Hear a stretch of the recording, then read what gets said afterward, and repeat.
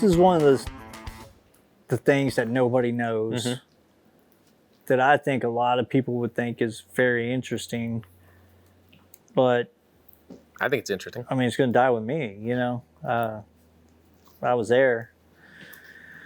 So, yeah, it's cool to get people to see it.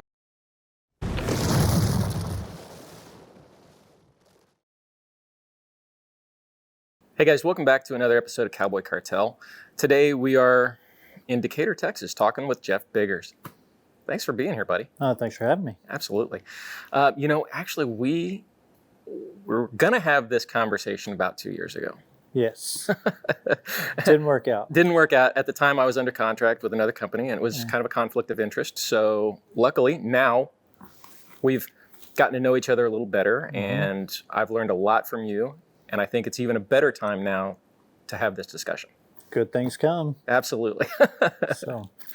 So, tell us about your store. So we're a custom hat store here in Decatur in Wise County.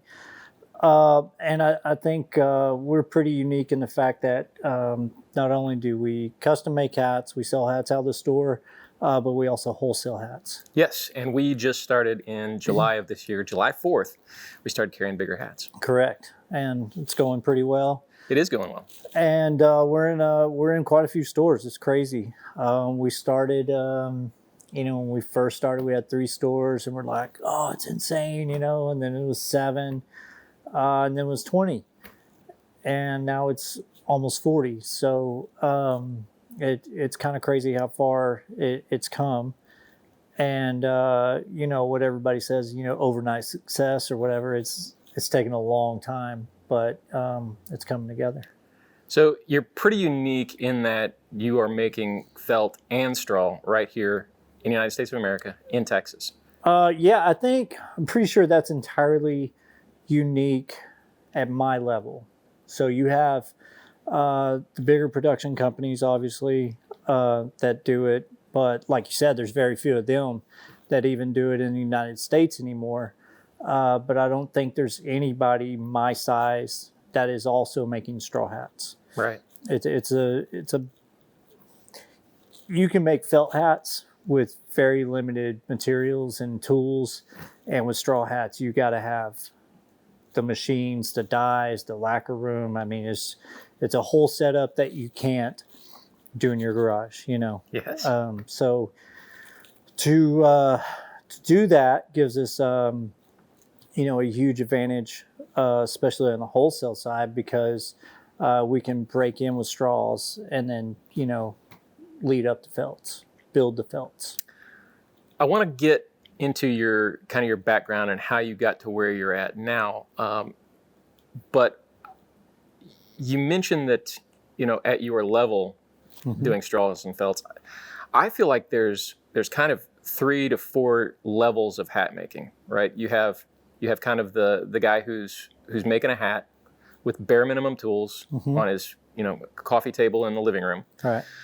You have, kind of the next level up who's got same equipment, better equipment, but he's making hats at a production level or a custom level. Custom level. Custom level.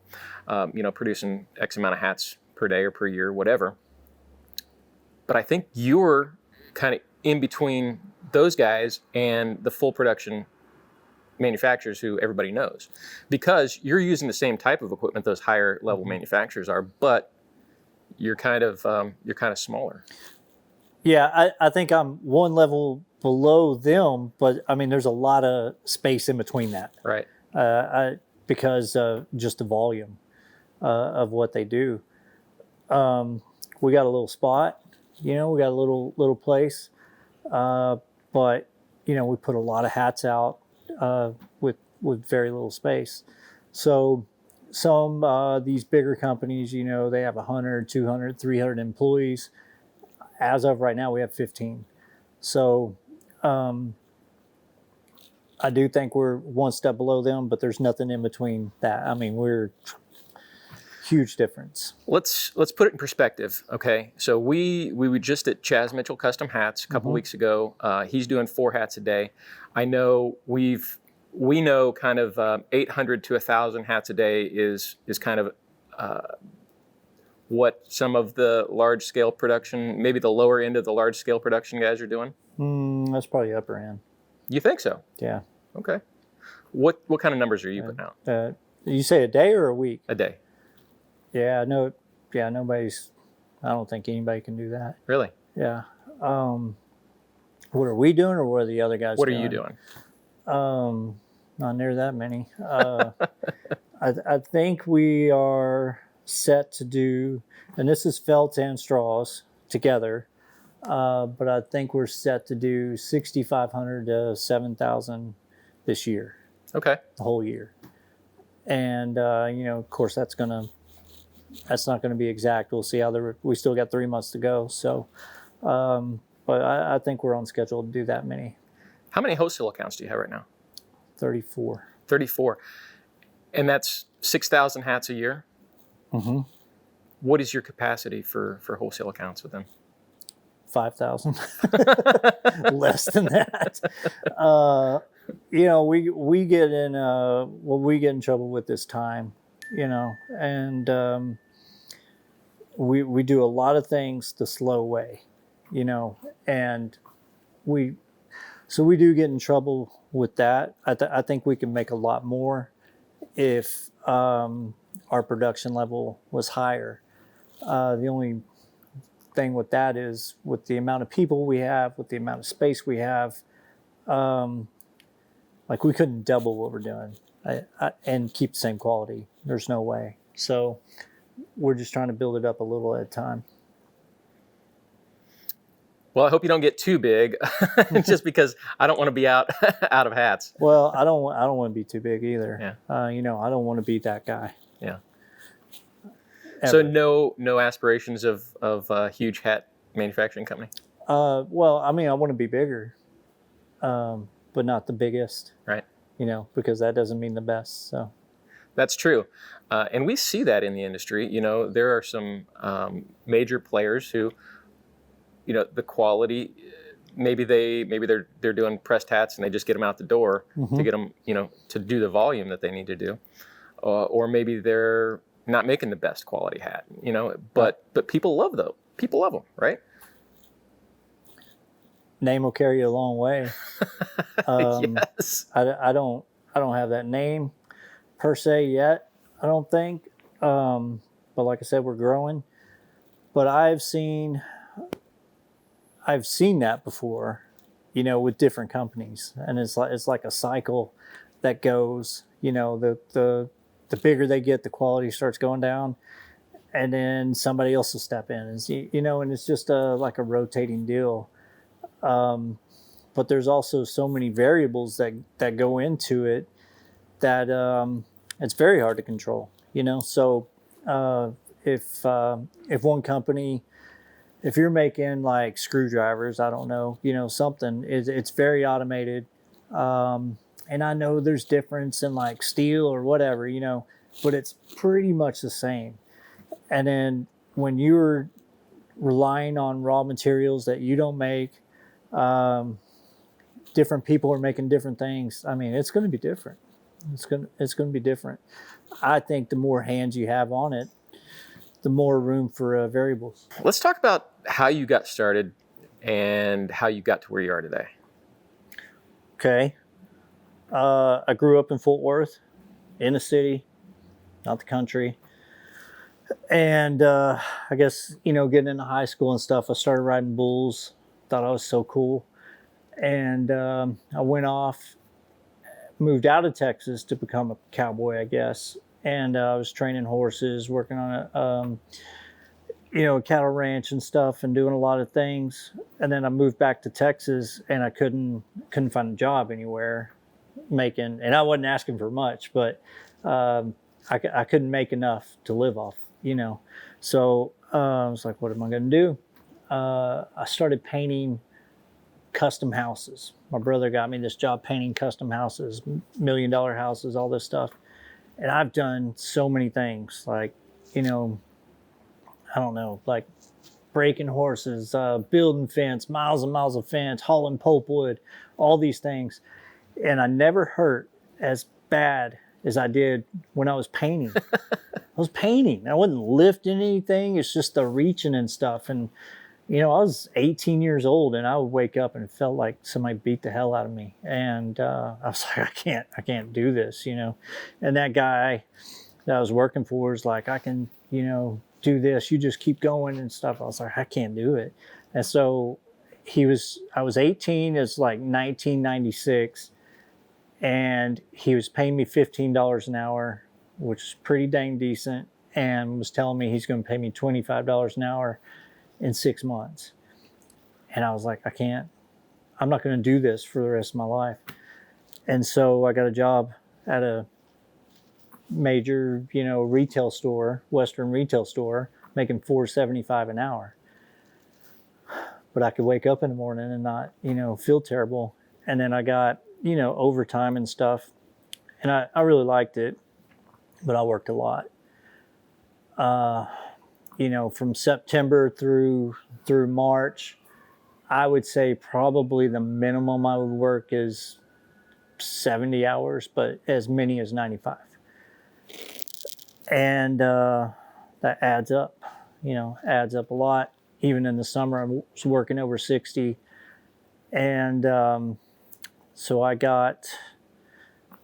worked my way up on the managerial scale there. And I had a friend that was working at this custom hat store in the stockyards. And I went and saw him. This was late 90s? 2000. 2000. 2000. And he said, our manager is he lived a long way away, so he's going to kind of step back, come in like 1 day a week or 2 days a week. He said, we need a new manager. You ought to apply. And so I went in, and I was really good with computers at that time. And they were trying to implement this new retail system. And I walked in, understood it immediately. Nobody else did. You know, this is back when people were, you know, and so I looked like Bill Gates over there, you know, doing all this stuff. And so they hired me. But I mean, I couldn't shape. So I shaped for 4 years at this store, and I thought I was awesome, and I was not. And I walk into this custom store as the manager. Okay, so you were shaping hats at the Western retail store. I was. Moved to this custom hat store, and that's when you realized you didn't know how to shape? Yeah. Okay, all right. No, I thought it was really good. I thought it was really good. Of course, you know, late 90s, I'm doing a lot of Garth Brooks, you know, and George Strait. That's kind of pretty much it. And then you get into a custom store, and that's when we started doing like real cowboys and stuff. And so the shapes are different. So I walked in as a manager, and I had 5 employees, 5 guys under me, and every single one of them was way better than I was at shaping. And, you know, it was incredibly intimidating. I was 21, 22, something like that. And I was like, this ain't gonna work, you know. So I gotta figure this out. I gotta learn how to shape really fast. So the problem was, you know, none of those guys really were gonna show me, you know, because they thought it was, you know, they didn't want me there. They didn't want this guy that doesn't know anything to be their boss. So my boss, Keith, he's the one who taught me how to shape, even though he can't shape. You know, he couldn't shape. He never learned how to shape. But he would say, you know, I saw Cotton do this, you know, and he'd show me some trick. And then I saw Kyle do this, you know, and he'd show me some trick. And so all these great people that he watched, he would take little tricks and show me. And then I put that together with, you know, things I would figure out. And that's how I learned how to shape. I learned how to shape from somebody that doesn't know how to shape. But you look at, and I see a lot of this today. So you there's programs now. You have a program. Yes. They got one in Denver, and we do one in our store for our retailers. But it's a much different thing. You have somebody that knows how to shape, teaching you on seconds without a customer right in front of you, and that changes, everything. It's so intimidating to shape a hat for somebody when they're standing over you, True enough, yes. And especially, back then, I look like a geezer now, but when I was 19, I looked like I was 13.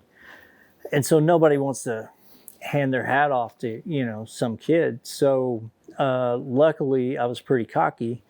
And so I would get them, to give me their hat and work on it and whatnot. But with these new programs, you can learn at a much higher level. And so like, it kind of makes me mad, but kind of proud at the same time. We'll have people walk out after 2 days and they'll be better after 2 days than I was after 4 years. We see it all the time. I've said in a lot of the classes, the first day, I'm not sure any of these guys are going to get it. I'm like, I don't know what to do. And then something happens. They come back the next day and it either clicked, or I think maybe we go too long, because we do full 8 hours of hat shaping. Mm-hmm.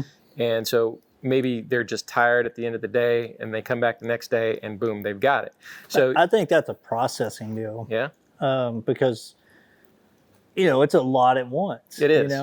And they're just like, yeah. And then they'll go home at night and just, they process it all, and then they'll come back and then they're like, oh, wait, I understand this, and then they're excited and kind of ready to attack it. I see the same thing. Yeah. But, time is time. You have to show them. Yeah. You can't, that first day, well, we're going to do 2 hours today and 15 tomorrow, so Right. I think you just got to show them what you got to show them, and then let them do the rest. Yeah. And, we've done some one-day private classes, and that's great, especially if they've got some kind of experience. Mm-hmm. We can show them tricks that get them kind of halfway, through the hat shaping process in Right. maybe half the time. And so that's a good place to start if you already know how. But Mm-hmm. man, those 2-day classes or 3-day classes, I think they're a lot better. Yeah. You can go a long way. Yeah. Go a long way. Obviously you got to practice after that. Yeah. And Yeah. there's a lot that goes into it. But as far as those basics, it's crazy what you can learn in a couple of days. Yep. Sure With is. nobody standing over you. You're not worried about messing some guy's 10-year-old hat, 20-year-old hat up, Right. Yeah, you can go far. So you're manager at this custom Shop in the stockyards. in the Fort Worth stockyards, and we're making hats in the back of the store using Tennessee bodies. And Winchester bodies. Winchester bodies, making 50Xs and 100Xs. We made some 10s and 20s with some bodies out of Brazil, but mainly the 50s and 100s. We're doing horse shows, doing 13 shows a year, which is not as many as some people do, but it's a lot more than most people do. And really just killing it. And then in 2003, my boss bought this big production company. And So custom hat maker bought a large scale production hat company. yes, Okay. yes, So these guys would all know that company. yeah, yeah. Okay. So it was down in Houston and around Houston. And so Keith was like, what are we going to do? He had to buy it. It was a time-related thing. He had to get it quick, So, then the game plan was like, well, what are we going to do? And we were custom hat makers, making very few at a time, And it was kind of the same thing with me on shaping.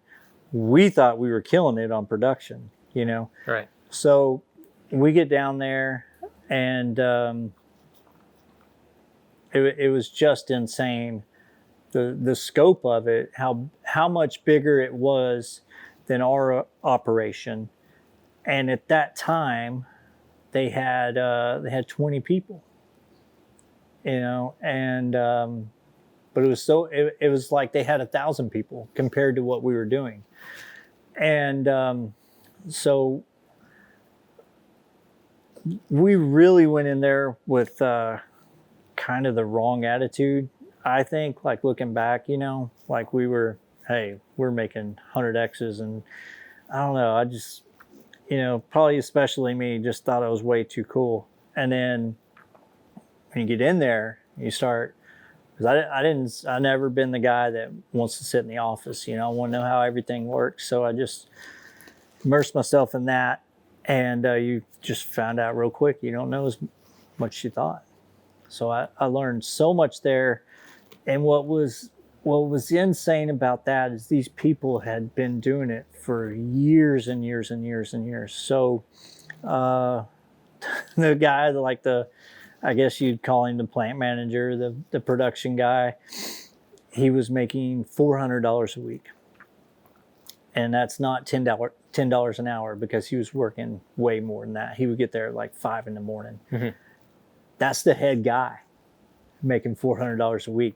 The other people made right at minimum wage. Nobody made, or very few people made like $1 over minimum wage. And they've been there 15 years, 20 years. And I just couldn't believe it. It's like, how? And it was hot. It was so hot.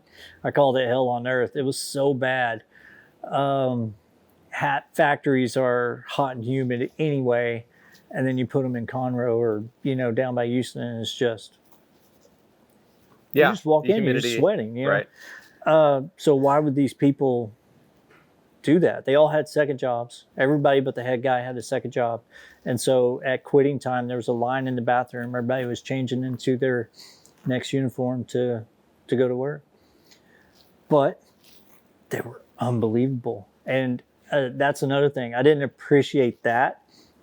At the time, I'm just like, oh, they're just doing their job.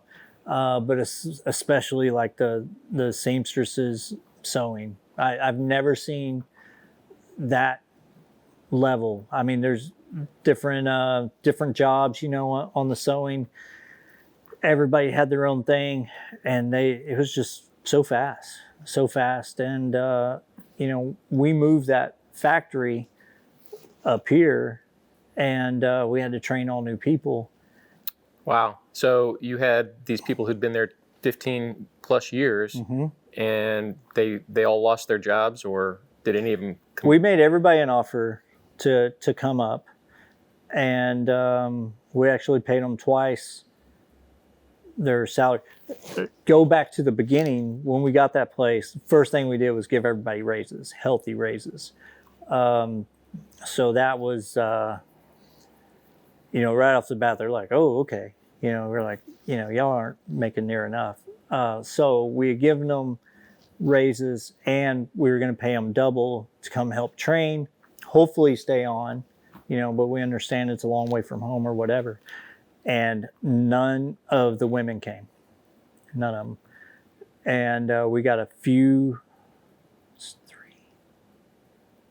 four people came up, 4 men came up to help train, and 3 of them actually stayed on. So that helped us greatly. But not having any of the women really hurt us, because I videoed the women sewing, and at that time I just really didn't know much about it. We were only down there for a year and a half, so I hadn't learned how to sew yet, so we couldn't teach them. We had to get somebody to come in and teach them. We had the hats packed up, and nobody to sew them. So when Keith bought this company, what happened to what happened to your job, and what happened to the custom shop that you started in? Because you would have you changed, right? You didn't continue working in the custom side. You went to the production No, side. I did both for a while. Okay. So when we would go down there, Brett and I would drive down on Sunday night, and then they worked 4 days a week. So we'd come back on Thursday night. The owner's son, Brett, and come back on Thursday night, work the store Friday and Saturday, go back Sunday night, come back Thursday night, Friday, Saturday. Did that for a year and a half. And then when we moved it up here, we lost, it just wasn't working making the hats there. So we moved everything, all the hat making equipment from Fort Worth up here to, we had our own little section. And for a long time, I did all the custom stuff. And, I worked at the plant and did the custom stuff in one spot. So you're working both places, the custom shop and the production side. What was your role? Were you still the manager? Or what was your role? Yeah, when I was doing both, I was still the manager of the custom shop, even though I was only going in 2 days a week. And at the production, for a long time, I didn't have a title. None of us had titles. We didn't put any titles on our cards. And I was Jeff. I wasn't general manager, production manager, whatever. And just for a long time, that's the way we did it. And that's the way I do it today. Everybody has cards over there. Nobody has a title on there. Keith thought that was important for a long time because everybody's everybody and nobody's, more special than the next, I guess.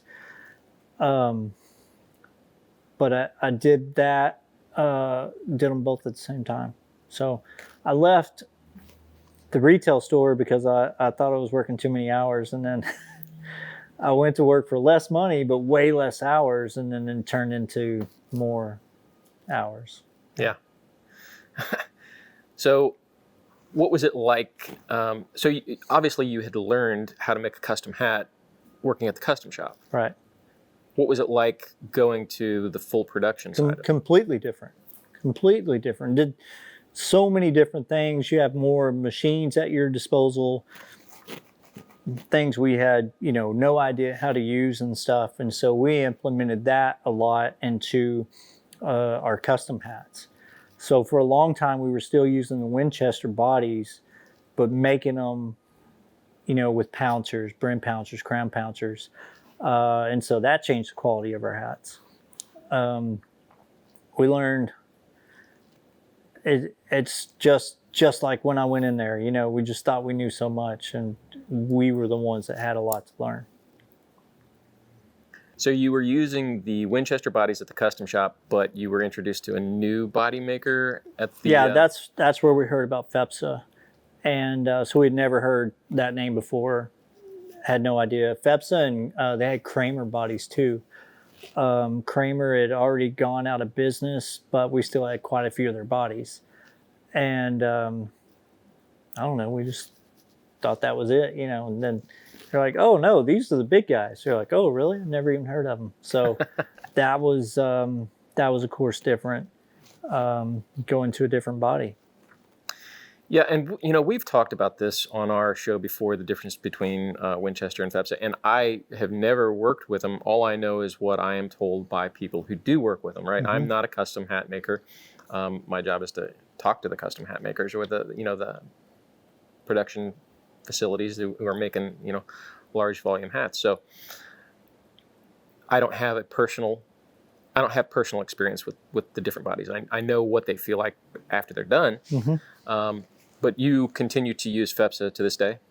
We do. Okay. We use FEPSA. A little bit of Winchester, but mainly FEPSA. Yeah.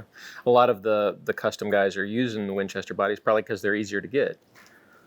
Yeah, FEPSA won't sell to everybody. Right. And actually Winchester won't right now either. Right. I don't think they're taking on any new guys, just because everybody is at capacity, really, But even at I got FEPSA because I already had a relationship there, or else I never would have gotten it. And I guarantee you, we were their smallest customer for a long time. I don't think we are anymore, but for a long time, I bet you we were. But it's after going there and seeing what they're doing, I can understand. They can't make 50 bodies at a time. It's just they can't do it. So right, it has to be. That's just like me making one hat, two hats here. It's hard to do. It takes a lot of time. Right. So I'm a small company, and we are just getting into hat sales. We're carrying, like we said earlier, Biggar Hats. There's times where I need one or two hats, and you can't do that. I mean, you explained it to me. You can't just make one hat. Yeah. So it's easier to make, for me, it's easier to make a dozen hats than just make one hat.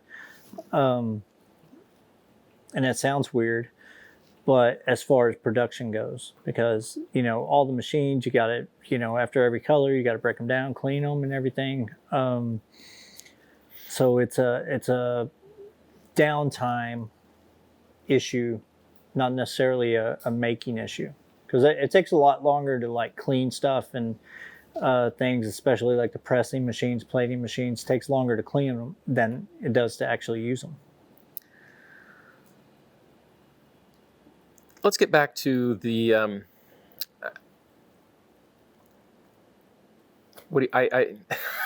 it's hard to what to call it. So this the big factory. The big factory. Let's get back to the big factory.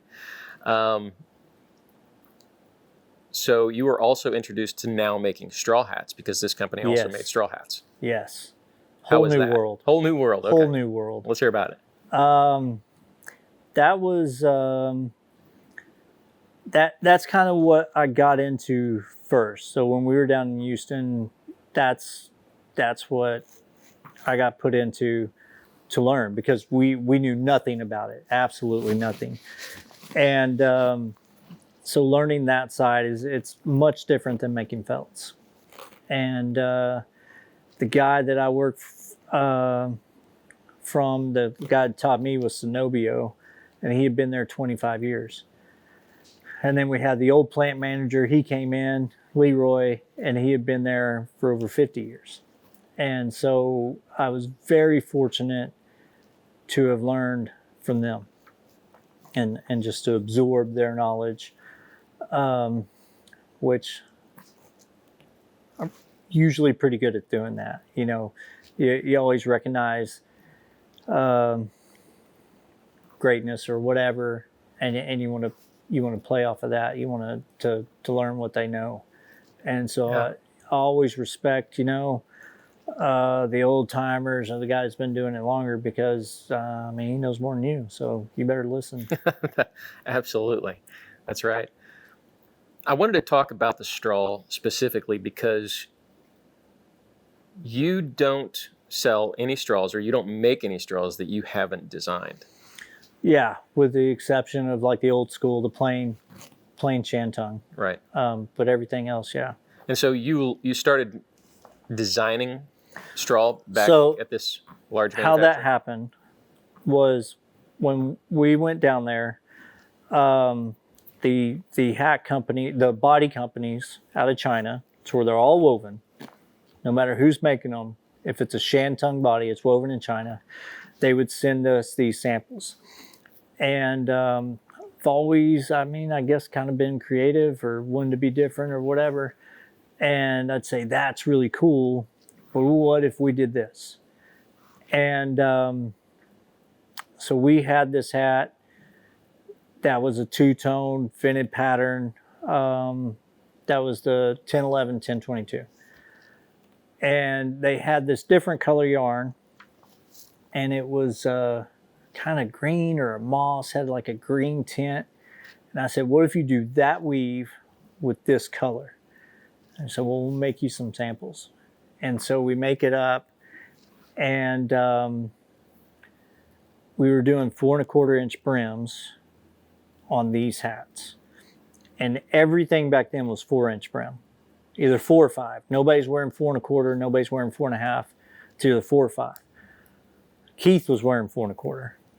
I was wearing 4 3/8 because I had to be different. But Keith was wearing 4 1/4, but everybody else was wearing 4. So we made this green tint, 4 1/4 inch brim, We put a 9-line bound edge around it. It was like a tannish brown color, bound edge with a bow, 9x9 bow. And I kind of took the green out. And for the sample, I put a Biggs crown in it and a JB brim. It's 2003. JB stood for Jeff Biggars. We're going to get into all of the shapes that you have created here in just a minute. Okay. Well, this hat had a lot of Jeff on it. Okay. And Keith hated it, but it sold very well. And so we're taking it to the markets, and it was different. Well, almost everything was. This is back when everything's like ivory shantung, 3 eyelets on the side, and that was the deal. So having this was really different. Classic George Strait. Classic George Strait, okay. Which nothing wrong with that. But everybody looked the same. So I think the reason why this hat did well was, there's people out there who just want to be different. They just didn't have an option to be that way. And not to get off track, but I saw this year with the new Bigora. Mm-hmm. And we'll talk about the Bigora a little bit later, but it's a new model you came out with. It's I call it the next generation Bangora. Mm-hmm. But specifically the gold color that you came out with has been ridiculously popular. And I saw it initially, I thought, that's ugly. Nobody's going to buy that. But it's our probably #1 bestseller. Well, let me get into the second part of that. So we do that hat and it does great. And then I didn't design it by any means, but I picked out this 1077, which was like a 1x1 and 2x2 combination. And I thought it was really cool. We did extremely well with that. 1x1, 2x2, that's the number of type strands? Type of weave, yeah. And so then I saw this hat and I had this idea. And so I started talking to the manufacturers and I said, can we do this? And that was really the first hat that, pretty much designed from scratch, I guess. And that was the 55-55. And Keith hated it. Hated it. He's like, that's so ugly. I said, let me get some samples made up, So we get samples made up and we take them to market and we show them off and people are going crazy over it. He's like, what? Are you serious? We sell out immediately. We got, I think he let me get 25 dozen sold out like that. We're like, oh, let's get 50 sold out. And so it's crazy. So the next year I come out with a different one, 55-25. And he goes, well, that's even uglier than the first one. And I was like, let's try it out, And it sold better than the first one. And so I think the next year was the black and white, the 55-10, I think. And he goes, well, that's the ugliest one of them all. So I guess it's going to sell. Just go ahead and get them, And so we did. It sold very well. And then Brett and I were going through these boxes. We were kind of cleaning up. When we moved everything up north, there was a lot of stuff that was just thrown in a box and then put off.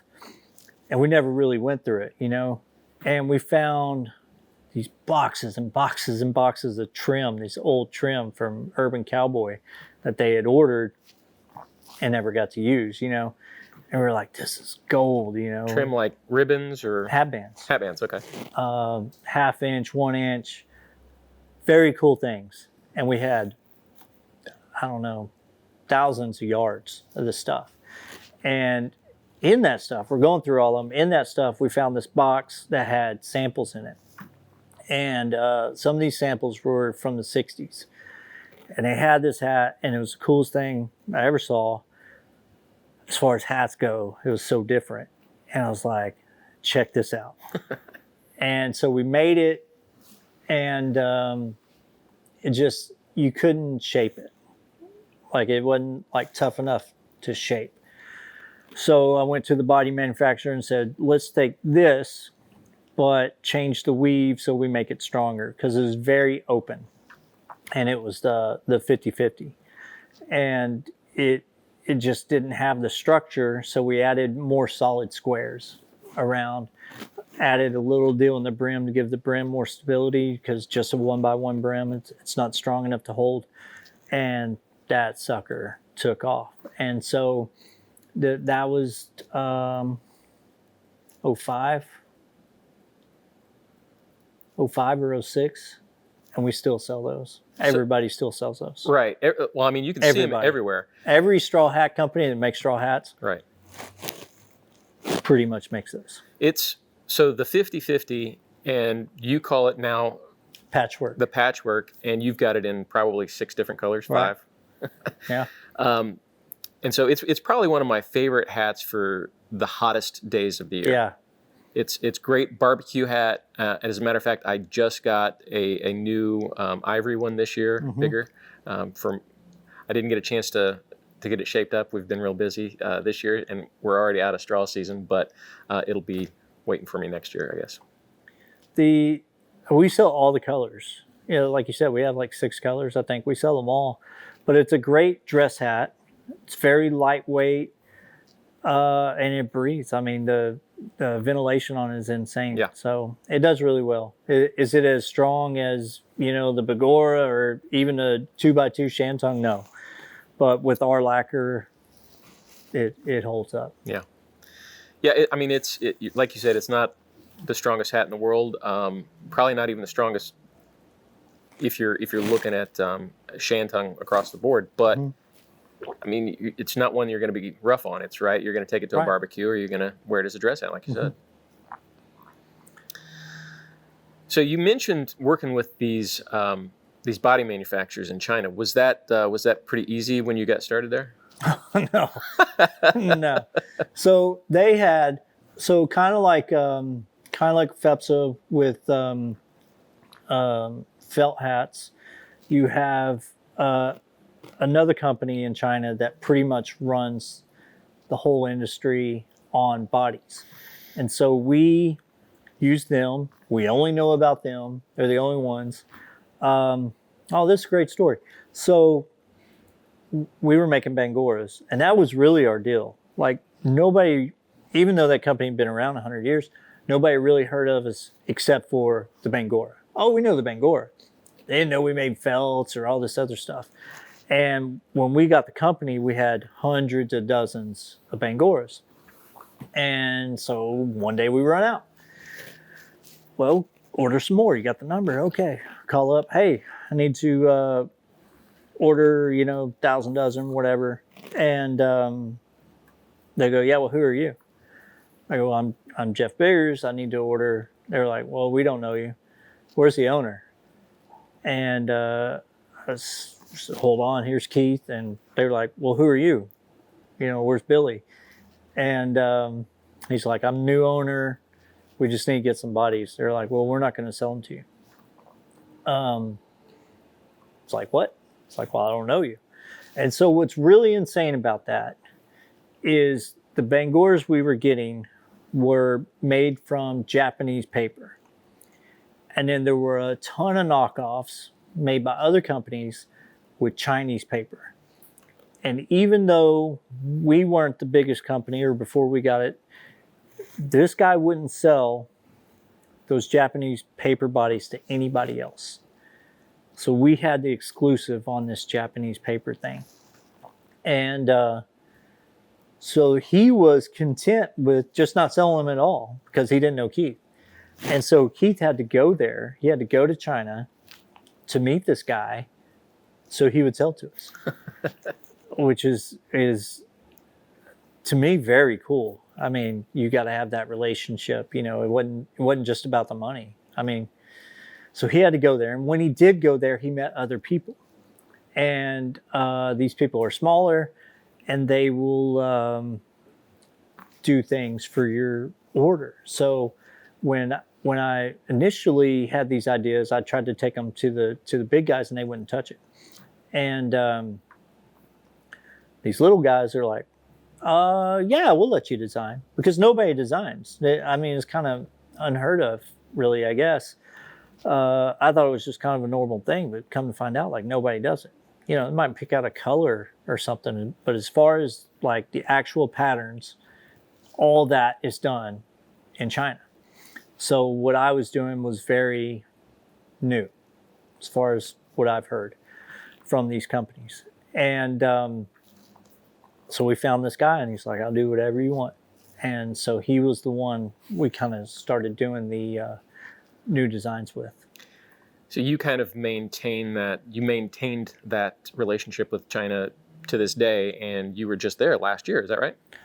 Yeah, I was, but at the same time, I was dealing with the little guy because he was still the only one that would let me design, because I've come out with, I don't know, 20 more styles since I left. So, and the big guys have minimums, and I'm nowhere near their minimum, or I wasn't, and so I called them, emailed them, hey, can I design? No, you can't, pick this, but you can't do your own thing. And I don't know, some time went by, and then they emailed me, hey, I guess they found out I was doing all these designs. So they're like, okay, well, you can design whatever you want. And I was like, okay, well, that changed it. But, I can't do these minimums that you're wanting. And they're like, well, we'll make it right. So beginning with them, that's who I went to China to talk with. And they're the ones that showed me around. So that was incredible. You actually have a video, and where is that video? It's on your YouTube? It's on YouTube, yes. I have video of China, whole visit there, and video of Portugal, FEPSA, and Cortaderia. Right. I want to get into the FEPSA Cortaderia video here in just a few minutes, because there's some other stuff going on with that I want to talk about. But let's talk about your shapes that you've designed, because while you're still at this large manufacturer, you started designing straw hats, and then you created some new shapes, and you gave some names to shapes that we kind of know to this day. For instance, the JB, a lot of people think that's the JB Mooney brim, but it's actually Jeff Biggars. That's how it started. Yeah. I mean, I think it's transformed over the years. I actually have the very first hat. That hat we were talking about, 1033 with the bound edge, JB brim, had a Biggs crown in it, but I cut it out to make it a sun visor. We actually have some video of that from 2 years ago when we were going to do this interview, and I'm going to roll some of that in right now. Roll it in, and you can see the difference. Yeah. That's how it started. That's the first one. That hat was what we sold off of for like 2 years. So that was the JB, and that was 1033. Biggs crown? Biggs crown I did in 2001. And again, everything was like cattleman crown, or what we called the bull rider, like a brick crown or box crown or whatever. But I would say over 90% is cattleman. And so when I did the Biggs crown, it was kind of a necessity for me, because the way you shape your hat really affects the way it fits. And I got a gnarly head. And so I'm very wide in the back and then very narrow in the front. And, the Biggs crown is wider in the back and narrow in the front. It just fit me better. But like Keith hated it, because you go to these horse shows and everybody's wearing the exact same thing, And then here I am with this very different crown. And it doesn't look so different. But back then it did, They look at you like you got three heads, whatever. And, but I stuck with it, and I wore it, for a long time. This modified Biggs here. So that one stuck a long time. I mean, we can go through the list, but I think the shapes, like CHL, I didn't invent that. But that's the one I want to hear the story on. All right. So we didn't sponsor anybody. Large manufacturer. Large manufacturer. We didn't sponsor anybody. We didn't give hats away. It is nothing like it is today. And the only person, I think we gave a straw hat to Trey Yates. And that was like our only guy we sponsored. And that's when he was like 10 or 12, I don't know. But we had this opportunity to sponsor these 10 bull riders for the PBR for a very little amount of money. And it was just incredibly stupid not to do it. And so we did it. And we had Chris Shivers, which is crazy. He was world champion at the time. And we had this guy, Luke Snyder. And he had just come off being rookie of the year. Well, I shaped everybody's hats. We had 10 guys, and I shaped 9 guys. I shaped their hats, except for Chris Shivers. He shaped his own in the beginning. And he had this crease where he just did a little pop in the center and 2 dills on the side. And, back then we were like, well, you're done shaping it? You're not going to bring it, short crowns. Everybody had a short crown. Like, yeah, that's it. That's it. And so Luke started wearing it. He's like, shape it like Chris. I said, okay. So we shape it. I kind of intertwine this with the Grizzly story. So go back a couple of months before that, we're doing a tour of the factory in Conroe. And it used to be a flea market. And so they had these cubicles still where people would sell their stuff. They'd have a little store. And there was a 10 by 20 cubicle. We had 18-foot ceilings. And there was these boxes in there stacked all the way to the ceiling, 10 by 20. Like you couldn't fit a piece of paper in there.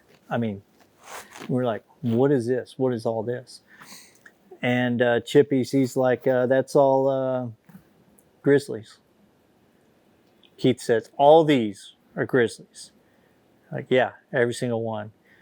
And he looked at me and Brett and he said, Grizzly is back in style. And so all these bodies, like a lot of things that we had, there were hundreds of dozens of them because they ordered them during Urban Cowboy and got them after Urban Cowboy died. So those were sitting in there at that time over 20 years. And we started making them, and Brett and I were wearing them like at the shows and in the bars and stuff. And people were like, what's wrong with your hat? I mean, it's so different. Older guys remember them, from the 70s and stuff. But, people our age, they had no idea what was going on. Yeah. So Luke says, backtrack. You were wearing these Grizzlies to the bars and to NFR. So we're wearing these Grizzlies, out and about, and it's just like with the Biggs crown. They're looking at us like we got 3 heads, and it's so different. And we were trying, but it wasn't catching on. And so Luke came in the store, and we had this buckskin, hairy Grizzly sitting there, and he's like, what is that? And we were like, that's the new Grizzly. He goes, that's what I want. We're like, really? That's what I want. Rock on, Cowboy. So we do it. We put Chris's shape in there, and he wears it at the PBR World Finals. And they got it, that shot of him in the chute, right on that hat. You can see the hair on it. You can see it's different. And it blew up, just blew up. We had our logo right here. And so when you're doing the interviews, everybody knows who your sponsor is. And overnight, all of a sudden, everybody's like, I want that shape and that hat. And we sold, I guess that was PBR World Finals used to be in October. And we went to NFR in December, and we took a trailer load of Grizzlies and sold every one of them. Like every single one of them, just from that one ride. I mean, so that was pretty intense. Where'd the name come from? When did you give it the name? CHL? Yeah. Cool Hand Luke. But when did you give it the name?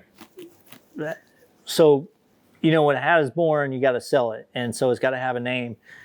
And when he did that, we were like, oh, we have to have a sample just like that. So we make that sample. We're like, what do we call it? Well, sorry, Chris, but Luke is the one that made it, really popular. So I named it after him, and his name was Cool Hand Luke. And a lot of things like the CHL. Why is it called CHL, not Cool Hand Luke?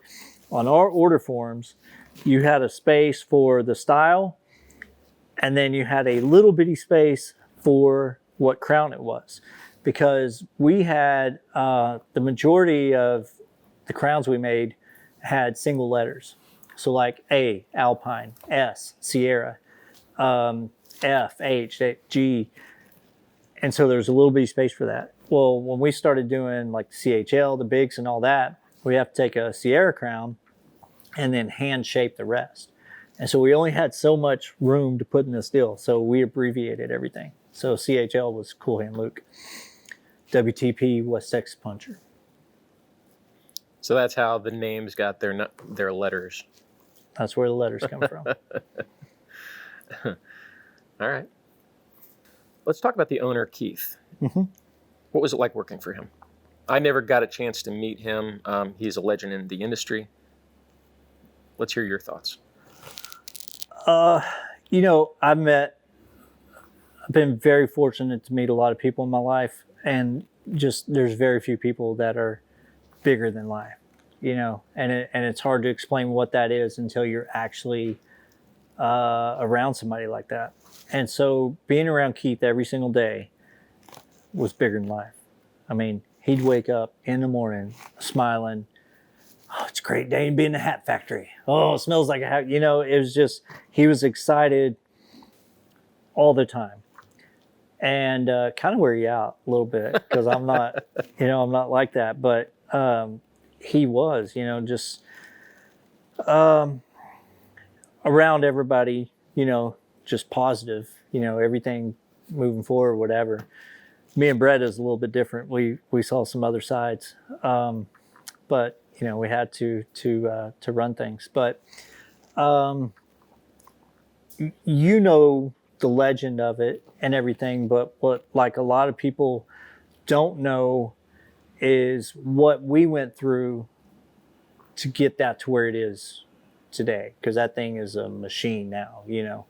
But it wasn't like that when we got it. And there were so many times where just common sense tells you to quit, you know, and he would not do that.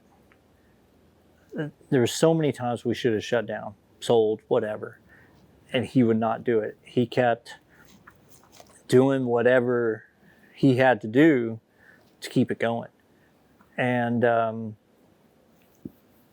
that was amazing to see the dedication, you know, of this cause, you know, of him following this dream. You have to remember, he was a legend a long time ago as a sales rep. You know, they called him the flying salesman because he had his own plane. He would land these airports, the owners would come get him. You know, that was crazy back then. So he was already a legend. And he kind of got this, he started that custom store as, you know, just kind of something to do. He couldn't find a great hat. So he's like, well, I'm just going to make my own store, you know. And he thought he could just put somebody in there and run it and check on it, you know, on the weekends, and ended up being his whole life, you know. Well, this is a great story that a lot of people don't know. And it's hard to, you know, allude to these stores that we're talking about or companies we're talking about, but mm-hmm. I mean, Best Hat, right? So Best Hat he bought Best Hat or built Best Hat because he couldn't buy the company that he wound up buying. Isn't that right? No, he got that. He started that company. He had an old company. Yeah. And yeah, I'm from Texas. We call it old. And he you know, from what he said, he would go all these places and nobody could sell him a good hat, or they couldn't shape it or whatever. He's like, well, I'll just start my own. Just do my own. And that's how it started. And that was in '96. He's a legendary salesman for a boot company to begin with. Mm-hmm. How did he get into hats? So in the '90s, he had this old company and he was killing it, you know. And he's trying to get these hats, you know, and he was in the Western business for a long time. So he's looking to buy this hat company in Houston, and he goes down there and says, "Yeah, we, looking to buy you out." And they go, "Well, we really haven't thought about that." And he said, "Well, let's think about it. What would it take?" And they put together this package or whatever, and it was this in '95, I think, and it was $10 million. And he says, "Oh, okay." So they give him all the paperwork. Okay, he looks at it, and he was a very good accountant, and he was unbelievable salesman. I mean, that's what he's legendary for. But he was a great accountant, and not many people know that. But he looks at all the books, says, "You know what? It's worth it." Well, he had a lot of money, but he didn't have that much money. So he goes and raises this much money, okay? Takes it back and says, "All right, let's do it." And the old owner, she says, "You know what? Things are going so good. It's going to be 20 million. And but if not, we're just going to give it to the kids." And so this is a very short amount of time, by the way. So he goes out and does all this work to get all this done, and then they back out of it. And they ended up getting shut down by the bank years later. Well, right. So we're talking about 1995, right? 95 is when he tries to buy them. Right. For 10 million. For 10 million. And turned around 6 years later, he winds up buying it for 125, 150,000. Wasn't that much. It was more than that. All right. So he gets denied. Okay. Heart is broke. He's still wanting to get into the hat game. He comes across this old feed store in the stockyards that's away from everything. It's not in all the hoopla and everything. Not on, well, it is on Main Street, but not on. It's on Main Street, but not on Exchange or right. even down in there up the hill. And so he starts that. And the whole idea behind that was he was going to have the best hats from every maker. Mm-hmm. And so you could come to one store and have your pick of all the best of the best, I guess. And then he found this guy to make hat machines, which was kind of, and still is, insane. Like, very few people are actually making hat machines. But Jerry Derby makes these hat machines, and then he finds a hat maker to come in and show him how to make hats. And so next thing you know, he's making his own hats. So Jim Proctor is the one that initially showed them how to make hats. And so when I went in, our equipment was a plastic pneumatic finger blocker. Okay. Which was one hell of a contraption. I mean, it was pretty intense. That he was able to build this is pretty cool. It did not do as good of a job as finger blockers, the old ones from 100 years ago. Right, but it's engineering. It's pretty cool. And then he built us these plates, this plating system, which was great. But my first hat, which I still have, that I ever made was a pure beaver, and I finished it completely by hand. No electric palm sander. And this is a Winchester, so it's pretty fuzzy. And it took like 2 weeks. I mean, we're just sanding. And that was when Keith and I were in the back there. And he's showing me all the things that Jim had showed him. And that was kind of the start of, the custom side of it. But that's how that all started. Okay. So, a lot of stuff going on here, but when are you full-time at the large production company? 2005. We moved in 2004 in August. Not cool. Nice and warm. That was crazy. That was crazy. It took I can't remember. We had a 40-foot trailer, and we were taking stuff every day, and then we had, I think it was 18 semi trailers full, wow. Machines, bodies, everything. We were building that one up there. That was crazy. That was a long summer, getting ready for that and then actually moving it. But 2005, I think, is when I was just full-time there, except for shows.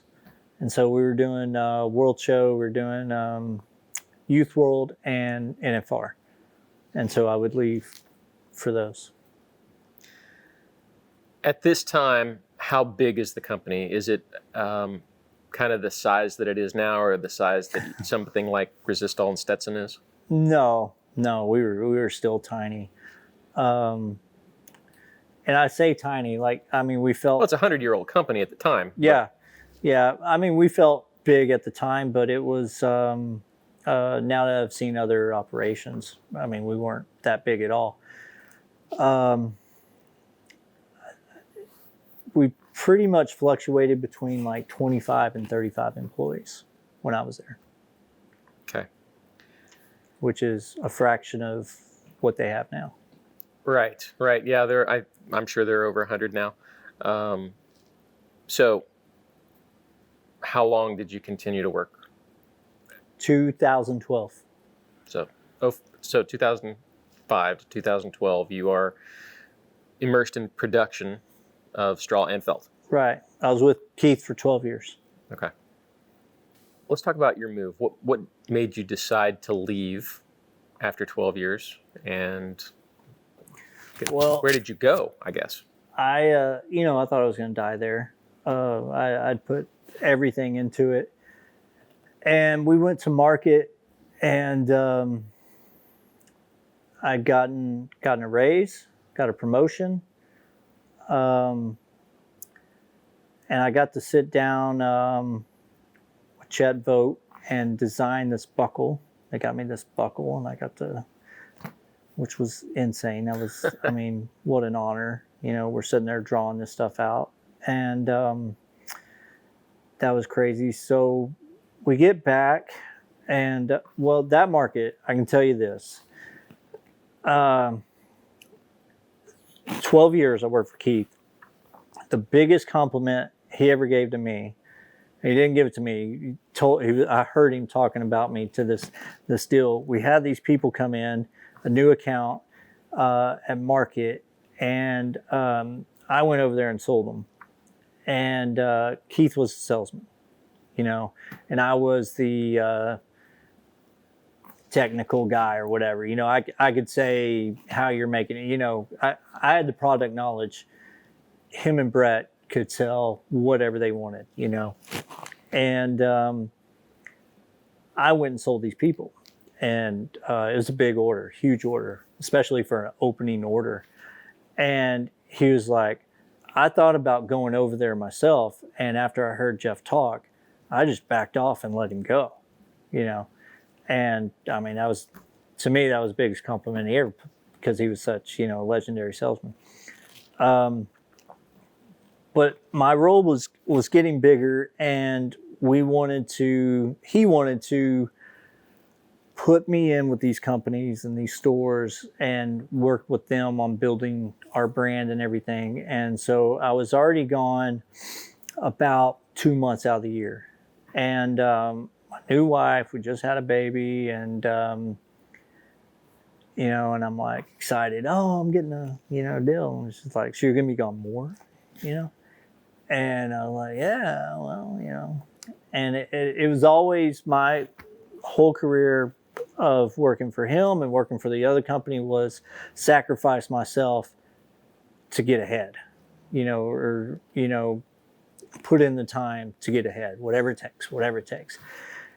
And she was like, yeah, I don't think so. So it just, I was like, what? You know, I just had this mentality of, hey, we got to do whatever it takes. And she made me realize, it's not all about that. And it really, really kind of hit me, I guess. So there were other things, but that was a lot of it. And I got to where I didn't want to go in, and just stepping back, her helping me to step back and look at everything, family's more important, whatever. And you go, okay, yeah, that makes sense. We've talked about this quite a few times. I mean, if you get to a point where you don't enjoy what you're doing, why are you doing it? So right, the old deal: if you find a job you love, you never work a day in your life. I got to where I didn't want to go to work, and I was like, I got to do something different. And so what happened was he was going to rope in Arizona for 6 weeks. He would go on these roping deals, and he was leaving, and I wasn't going to make another 6 weeks. And so, like I said, it was good times, because big deal, whatever. So when I hit him with this, that I wanted to leave, it was quite a shock. But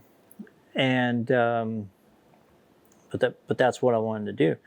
I didn't have a job lined up or anything. He's like, "Where are you going?" And I was like, "I don't know."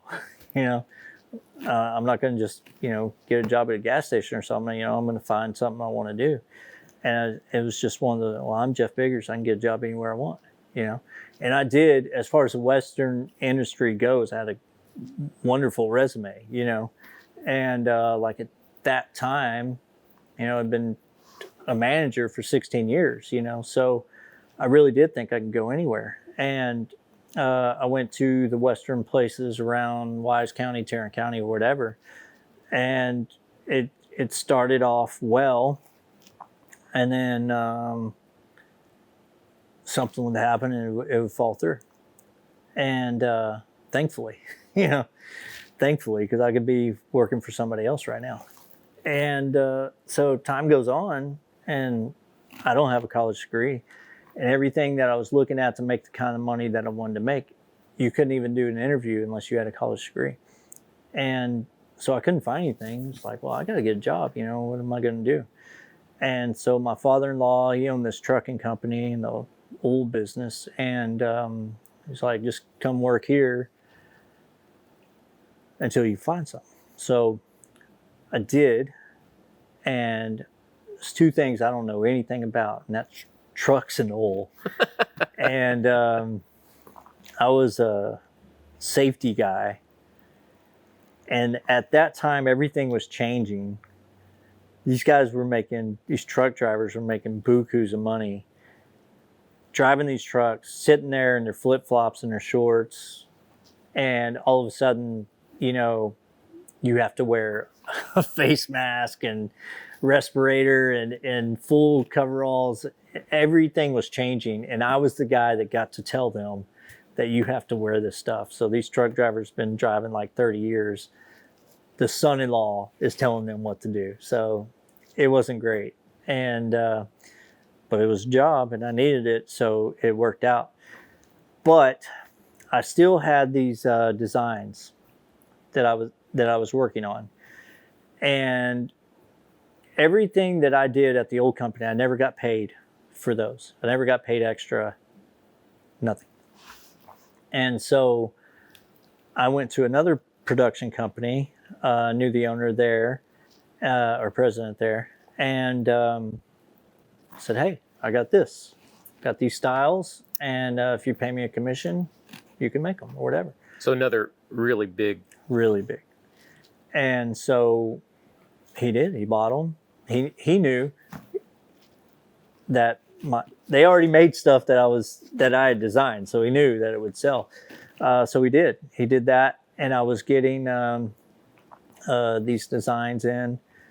I was working on these samples. What was funny is I'd been doing this at that time for a long time, and I was working on these samples, and I had them at the house. I didn't have a shop or whatever.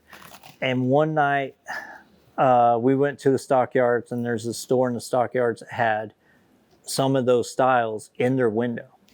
And my wife and I were leaving a concert or whatever, and we walked by, and she like stops, like skid stops, and says, "Those are your hats. Those are ones you designed." I said, "Yeah."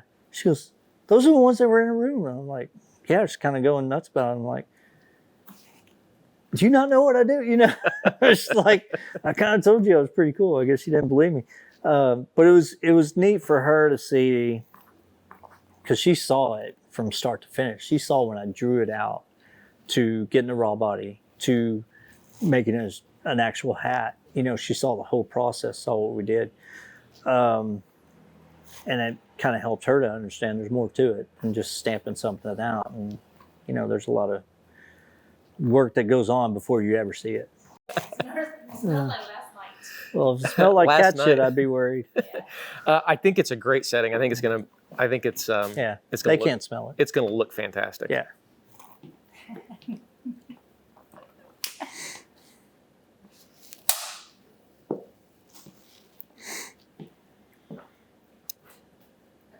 So how long did you? All right, I always rush those. Hang on. Yeah. Audio's good. All right. Batteries are good Batteries. because we've been going an hour and a half. Yeah, our microphones, batteries are good. We're only halfway there. How long do you want to do this?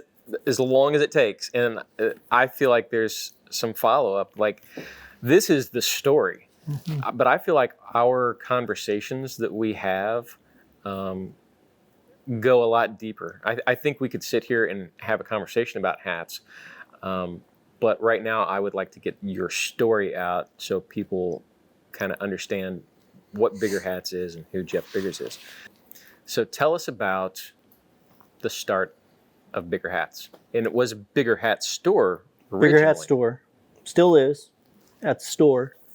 And the wholesale is Biggar Hats. So when, you know, I would get these samples in, okay, and I would get them sent to the trucking place. And, you know, these big boxes and all these hats. And one day I was unboxing them in the office there. And there was this old dispatcher, old buddy. And he goes, "Jeff, why don't you just start your own store?" And it was kind of crazy because I was working on just that. And I was raising the money to kind of do the make them out of my house thing and then go on the road. Very small thing. And I said, "Buddy, it takes a lot of money." Yeah, I know. I know that. A lot of money. And that's just retail. I'm wanting to make hats, so Right. it's even more, you know, getting the machinery and stuff. And my father-in-law was in there, and he kind of perks up and goes, "How much money?" And I said, "A lot of money." He goes, "How much?" I went, "Oh, wait, you're serious?" "I don't know, but I'll tell you in the morning." And so I go and I do this, you know, these 2 reports, and I work all night on it. And I gave them to him, and I said, you know, this is like the minimum it would take to get started and get going and build it over the years. And this is what it's going to take to hit the ground running, which was substantially more than this one. And he said, "Let's hit the ground running." I was like, "Let's go." So when I was still at the big company, Keith and I went and looked at this guy, this legendary guy, Fort Worth Hatters, who was around a long time, and he made hats in Newark in this big barn. And he had a pretty extravagant setup for this barn, you know. You're like, "Oh my God, it's a barn." You get in there and it's pretty cool. And he had a finger blocker and these presses and these dies. And when we were up there, nothing was going to work with what we had. Just wasn't going to work. The finger blocker was too small. It wasn't going to pull more than 4 1/4.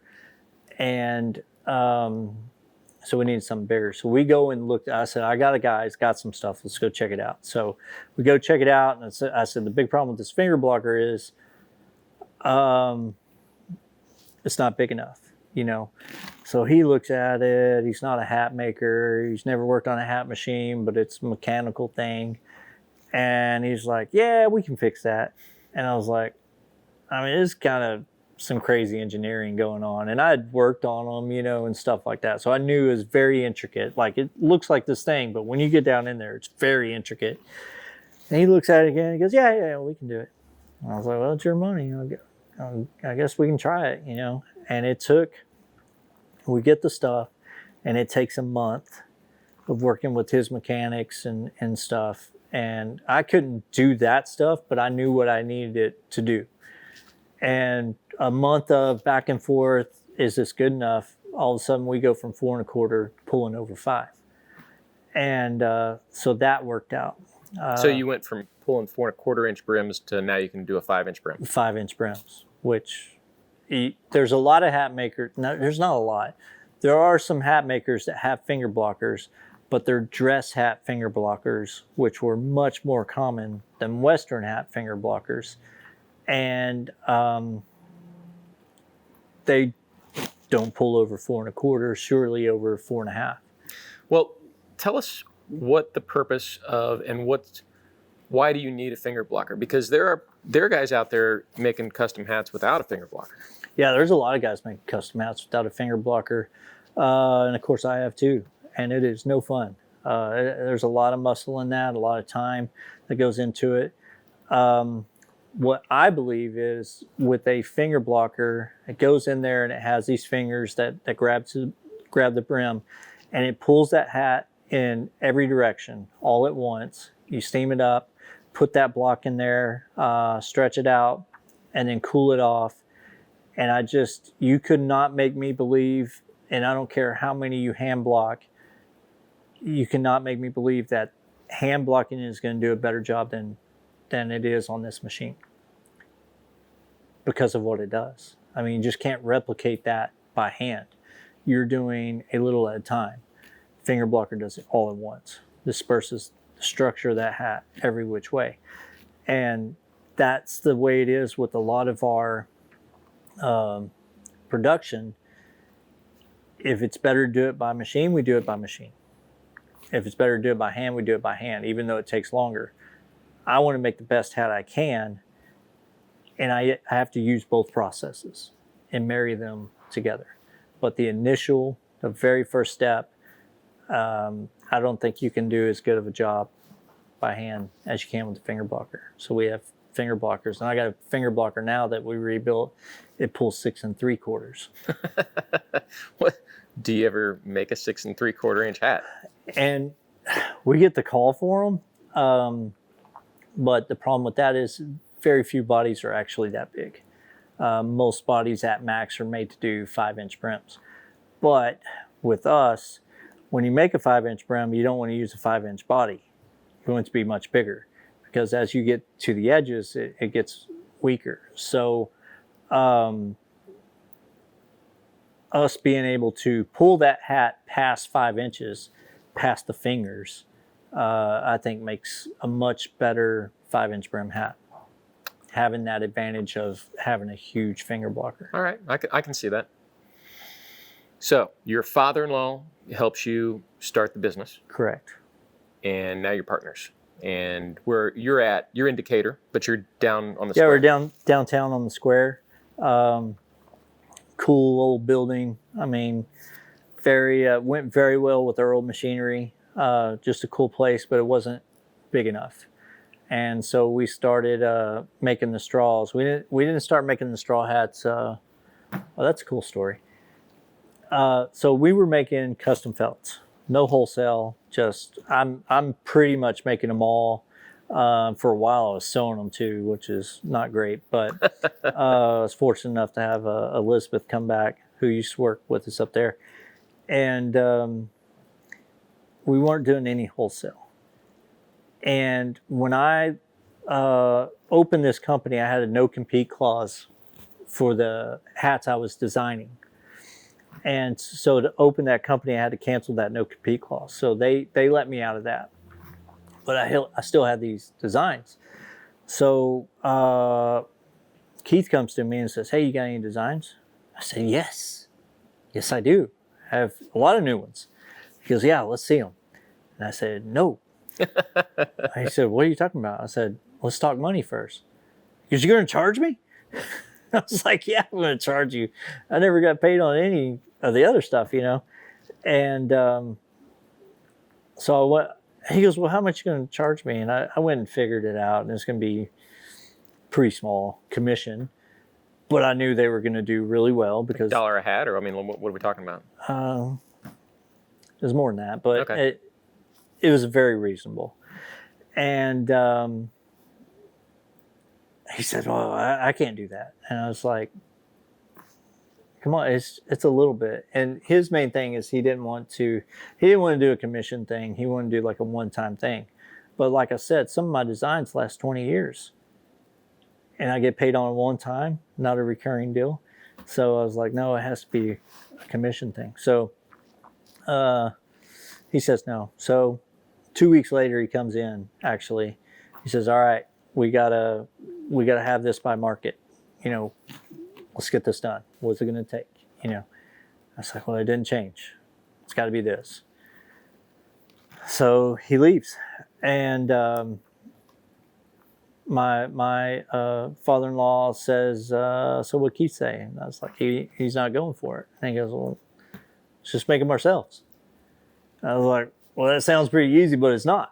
And he's like, well, what's it going to take? And I said, I don't know, but I'll tell you in the morning, you know. So I go draw it up. You know, you can't use the same machines. You got to use different machines. You got to have dies made for every size. You got to get the straw bodies. You got to build a lacquer room. You got to get the lacquer. I mean, it's just a whole new process that you have to buy everything for. And so I added it up, and I said, can we do it? And he goes, I don't see why not. So we do this and build it, and we start making them. And that's how the straw started. We just never really had any kind of interest in that. Straws were not on the drawing board, and really wholesale wasn't either.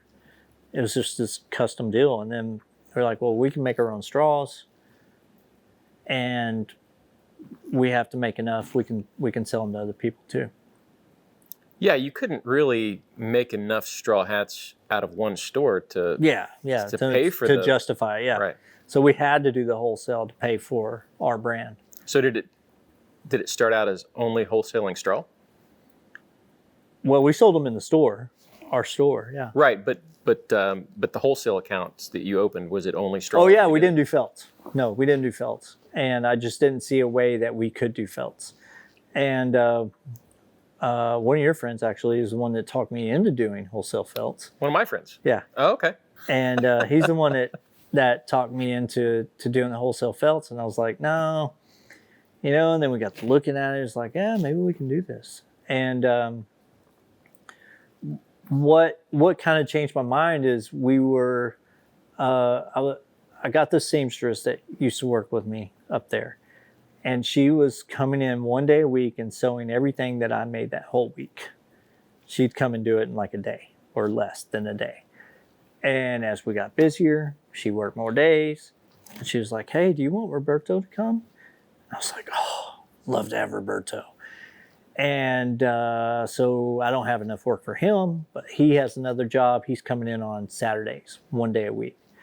And so we get bigger and bigger, and we're getting more orders. And next thing you know, I got him on full time. And so I had these hat makers with me that I wasn't training. They know what's going down. So that really catapulted us into being able to do wholesale, where it just wasn't feasible for me to do it by myself. And I had help, but you know, it's just like now, I'm not just making hats, you know, I'm selling, you know, doing everything. You got to have a great team to be able to do a production thing, you know. How many people do you have working for you right now? 15. 15. Okay. So let's talk about the move. You moved eventually from because downtown Decatur. We moved from downtown because we were making the straws in a different town. Really? And, yeah. So when you decided to build the lacquer room and all of this, you put it somewhere else? Yeah, we put it because my father-in-law had this property, and we built everything there. So we didn't have room downtown, of course. So it was very hard to manage, and like I said, luckily we had Roberto and Elizabeth to kind of do that, but they were also making felt hats too. So it was just a back and forth. And when you go in, you got to turn on the factory, you got to build the steam, you got to build the air, all this stuff. And if you go make straws, that's a day. Your day is there. Whether you have a day's work or not, it's there. It's not feasible to come back and make felts because it just takes so long to turn everything on, make it whatever. And then so we knew we had to get everything under one roof, or at least in the same town. And getting it under one roof, getting it on the highway was very much needed to kind of move us ahead. And now we can go make straws, we can go make felts, back and forth, and do whatever's needed to get the hats out.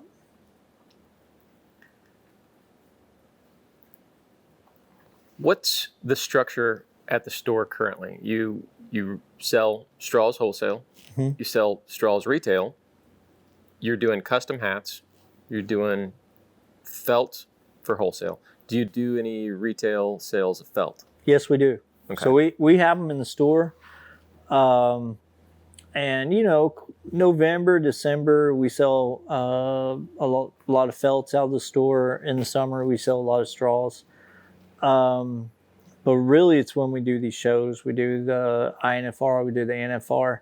That's when we sell the most stock hats, we call them. Usually when they come in the store, they're wanting a custom hat. Let's talk about the straw designs that you do make. Mm-hmm. You talked about having a non-compete when you were designing straws for another large company. Mm-hmm. How does it work for you? Because I know that you've told me in the past that you only get 1 year out of your designs that you make. Yeah, so and that's when everybody starts knocking them off. But you can't. I've looked into trademarking the design. It's an international deal, and I looked into it a long time ago. It was $10,000, and would take about a year of a lot of headaches to do. And then what they do is just take your general idea of what makes that design great and change it up just enough to do theirs. So I was like, we're gonna have to do that every design I come out with, and so it just wasn't worth it. So a lot of companies make them, and at first, first I was mad, and then I was flattered, and now it is what it is. You can't do anything about it. So what does that do to you creatively? Does it keep you from wanting to make a new design in a straw? No, it doesn't. It kind of drives me to do more different things, make them better. So one will outsell the one. I don't sit down and go, I'm going to design a hat today. I'll have an idea, usually when I'm driving, and then I'll text that to myself, Arrow, remember Arrow or whatever. And then when I get to the shop, you take a blank body and you draw it out on there. That's how I do it. And that's how they come about. So I don't do so many as I used to. I just do it like when it hits me. And like our latest one, the Cosmic, I think that's pretty cool. Of course, other people knocked it off immediately. Yeah, pretty quick. But I see a lot of other hats that use that kind of idea. It's not verbatim this hat, but you can see the triangles inside a triangle. Diamonds inside of diamonds, and so it's kind of general idea, and you take it to a different place, and that comes out of China, and so all the weavers over there are like, okay, that's cool. What if we did this? And then they'll take those samples and then present them to the manufacturers here and saying, check this out. And when I say this was knocked off, some of the times they have no clue who I am or what I'm doing. They're just making what the manufacturers are presenting to them. Sure. Sometimes it is a blatant knockoff. But most of the time I would say they don't even know who I am. Right. So we talked earlier a little bit about your trip to Portugal, FEPSA, and Cortaderia. Mm-hmm. Right now, as we're talking, you have a video that's about to come out. By the time this comes out, your video will already be out. So guys, go check it out. It's on Truth and X Factors. I've seen this video, and I want to talk about it a little bit. Okay. Why did you create this video, and who do you want to see it? The reason I created it is because everybody and the people that usually talk the loudest about this subject are the ones that have no idea what's going on. And there's nothing wrong with that. You're just misinformed. And so I want people to be informed about what's going on.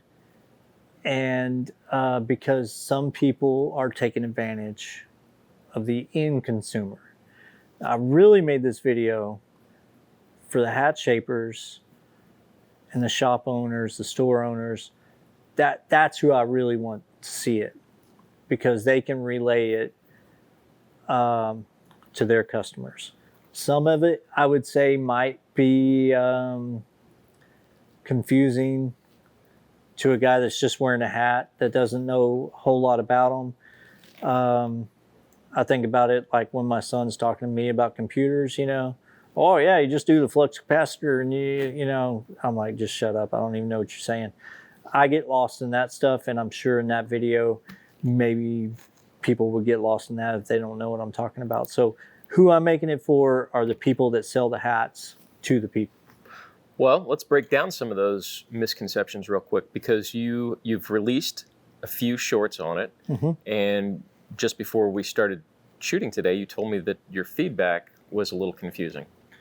Yeah, and that's where it gets, some of the people making the comments on the shorts, we're talking about things that I couldn't dream up, and I'm like, no, that's not what this is about.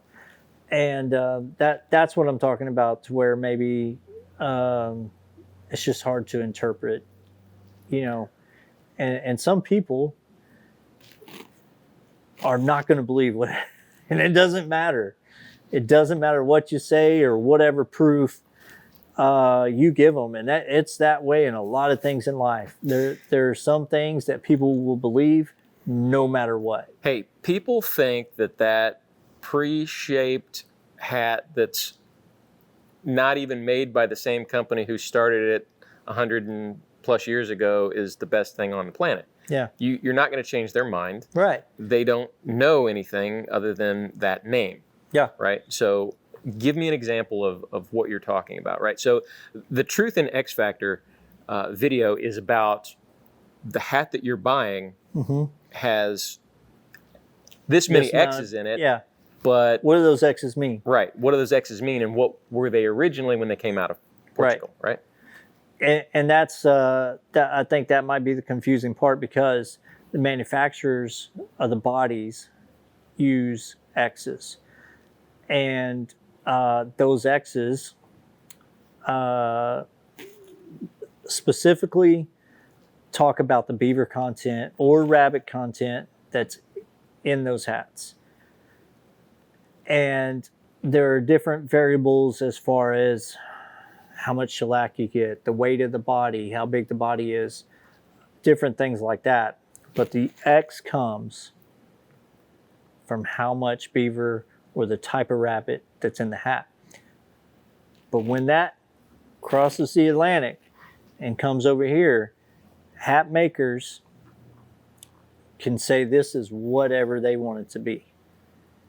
And that's what I think is getting lost in that, because he makes a 5X and that's all rabbit. But when it comes over here, that could be a 10x or even a 20x or whatever, and it's hard to track that. Well, I mean, and it's hard for the general public to listen to and kind of take away from that. So a 5x translating to a 20x is more easy to understand, right? So for the most part, FEPSA uses X to denote percentage. Right. 10x, 10% beaver. Yes. When it comes here, that 10x equates to what? All the manufacturers are different. Everybody, and that's why, it's so crazy because everybody. Is it a 10x? I know of 2 companies that get that X from that person and call it this. And that's it. I don't know what everybody uses, but I could give you a very educated guess on what they are. And those are the only 2 companies I know that are using X for X. So what's next for Biggar Hats? Next for Biggar Hats, keep plugging. We in the process of buying everything out, so sole ownership right now, and we're going in a great direction. Everything's going great, and like I said, I don't want to get too big, but we are taking on some more people. We have people from coast to coast on the wholesale side. Just really looking to strengthen the brand and get a few more hats out there. What makes Biggar Hats different from everybody else? I think there's 1,000 things that make us different. The number one would be the experience, and not just experience making hats or whatever. I've done hats a lot of different ways. I've been to multiple companies on the front and back side that really allows you to broaden, everything, the knowledge that you have. So there's a whole lot of experience that goes in the hats, but the machinery that we use is top notch. We don't have to skip any steps. We don't have to make anything up. We have the right machine for every job, or the right hands for every job, either way. And when you come in to get a custom hat, it's as custom gets. We can do whatever you want. Well, you're actually making me a custom hat right now, and I'm excited to see it. Mm-hmm. What's your kind of lead time right now for a custom hat? If somebody wants a custom hat, what's we're probably 5-6 months out right now, and I would say 6 months is probably our standard. We've been a lot longer and we've been a lot sooner, but last few years been about 6 months. Jeff, we're running out of time today, but I think there's so much more to talk about. We're going to have to do this again. Yeah, absolutely. Yeah, we got a lot more to go. There's so much more. I think we've covered the history, and next we're going to have people go look at your video for X Factors, and then we'll come back and we'll talk about the industry as a whole. And we can sit down and talk about what makes a great hat, what the differences are in how hats are made. And I think it's there's just so much to it, right? We've got 2 years where we sit down and we talked about hats, and I've learned so much from you that I would love everybody else to kind of get a glimpse at least of that. Yeah, there's a lot of things I want to get out there. Like I said, there's things with the old factory that nobody knows about that are so cool, and I know a lot of people would really find them interesting. Great stories, and we're not doing this to fill our pockets. We're doing it to get that information out there. Right. And it's like Trent says, we can only make so many hats, right? Trent Johnson. Yeah. He, there was one day they were like, oh, the competition or whatever. He's like, you can only make so many hats. He can only make so many hats. They can only make so many hats. So, everybody's behind, so this is not about filling our pockets, about setting things straight and getting things out there that most people don't know about. Right. Jeff, hey, thanks for sitting down and talking with us today. We really appreciate it. Maybe next time we'll do it live so the viewers can ask questions and we can just sit down and have a chat. Yeah, I'd love to. All right. Thanks again, buddy. Guys, make sure you go check out Jeff's video. Don't forget to like and subscribe. It really helps the channel and costs you nothing. Mine too. There you go. We'll put links to Jeff's channel down below.